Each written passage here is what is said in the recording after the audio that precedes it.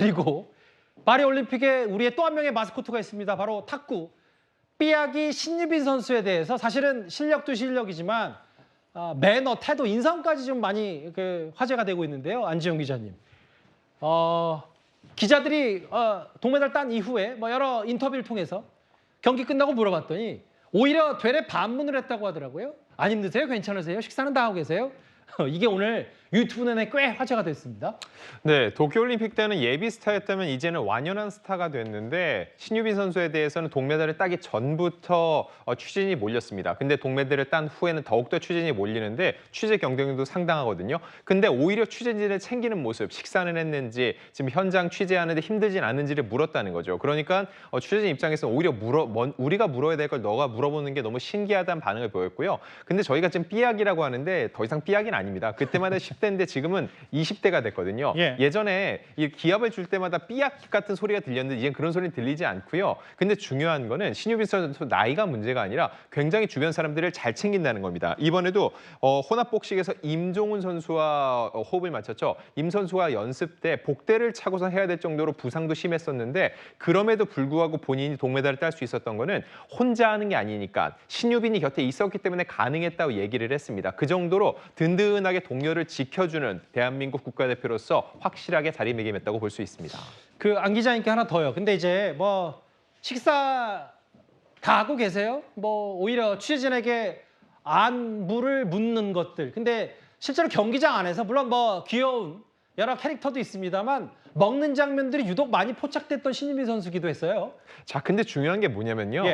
탁구뿐만 아니라 테니스 등 이렇게 랠리를 많이 한 스포츠들은요. 중간에 바나나라든지 영양바라든지 맞아요. 주먹밥을 많이들 먹습니다. 근데 중요한 거는 이번 올림픽에서 유독 신유빈 선수의 먹방이 화제가 되고 있다는 거죠. 아무래도 그만큼 순간순간 최선을 다하는 모습이 눈에 띄었다 볼 수 있는데 바나나 먹방뿐만 아니라 주먹밥을 먹는 모습도 보여줬는데 또 하나 중요한 거, 이 주먹밥 누가 만들어줬나? 어머님이 만들어주신 거라는 겁니다. 아직은 갓 20살이 된 신유빈 선수가 삐약에서 갓 벗어나서 어머니가 만든 주먹밥을 먹으면서 힘을 내서 메달을 따는 모습이 이 대한민국 국민들의 심금을 울렸다는 거죠. 그리고 이 모습이 한국을 넘어서 해외에서도 화제를 모으면서 현재 이렇게 게시물을 먹는 모습이 300만 회가 넘는 조회수를 올렸다고 하니까 메달 색깔이 중요한 게 아니라 신유빈 선수가 이제 한국을 대표하는 스포츠 선수로 자리매김했다고 볼 수 있습니다. 사실 올림픽이라는 게 이렇게 선수들의 지금까지의 힘듦을 이겨내고 결국 결과를 얻어내는 여러 가지 인생 역경 스토리들이 많이 더 감동을 주는 건데요. 최진봉 교수님, 지금 저희가 펜싱, 탁구, 우리나라 대표팀 선수들에 주목했다면 사실은 어제 오늘 꽤 온라인에서 회자가 됐던 얘기가 뭐냐면 다음 화면 이 얘기예요.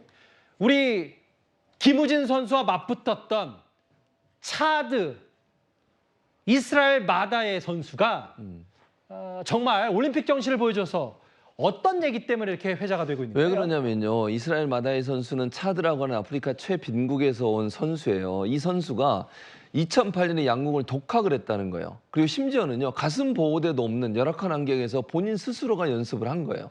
그래서 대표로 나왔다는 거죠. 물론 점수는 1점밖에 못 땄어요. 그런데 많은 우리나라 국민들이 이 경기를 보고 왜냐하면 김우진 선수를 응원하기 위해서 경기를 봤을 거 아니에요? 64강에 둘이 격돌을 했는데 당연히 김우진 선수가 이겼죠. 근데 이 최빈국에서 혼자 스스로 열심히 노력하면서 훈련해서 올림픽에 출전한 이 이스라엘 마다이 선수에 대해서 응원의 메시지를 SNS에 올리기 시작한 거예요. 그러니까 마다이 선수가 너무 감동을 받은 거예요. 본인이 원래 본업도 있습니다. 전기 기사로 일하는 사람이에요. 그러니까 올림픽 나오기 전에는 전기 기사로 일하다가 올림픽 때문에 나왔는데 1점밖에 못 샀지만 한국 응원단들, 한국에 있는 국민들이 응원한다, 꼭 잘 되길 바란다, 열심히 해달라 이런 얘기를 올리니까 감동을 받고 땡큐 코리아라고 글을 올렸어요, 본인이. 그러면서 했던 말이 유명해져서 스폰서가 생겼으면 좋겠다. 얼마나 힘들면 이런 말을 했을까 하는 생각이 들고 세상에서 가장 위대한 일점이었다. 이것이 바로 올림픽 정신이다. 이런 글들이 올라왔습니다. 그러게요. 올림픽 정신이고 아프리카 최빈국 차드 선수, 양궁 선수의 저런 감동적인 얘기까지. 앞으로 올림픽 시즌 이제 앞으로 돼 있고 이제 주 종목도 남아 있으니까요. 우리 벌써 금메달 6개입니다. 계속 밤사이에도 낭보가 전해지고 있는데 선수들의 선전을 다시 한번 기원하겠습니다.